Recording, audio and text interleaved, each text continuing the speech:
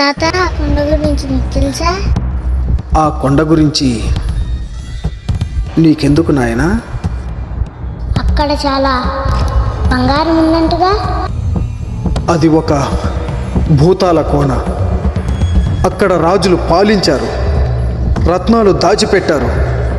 అక్కడ ప్రతి రాయికి ఒక రక్తపు మరక ఉంటుంది. యుద్ధంలో చనిపోయిన వాళ్ళ రక్తంతో బావులు కూడా నిండిపోయాయి. ఇప్పుడు పాడుపడింది, కానీ నిధి కోసం వెళ్ళిన మగ మహారాజులే తిరిగి రాలేదు. కొంతమంది వికలాంగులుగా వచ్చారు. అక్కడ నరకం దాగి ఉంది. మరణం ఎదురు చూస్తోంది. ఒక్క మాటలో చెప్పాలంటే యమధర్మరాజు నిలయం. భూతాలకు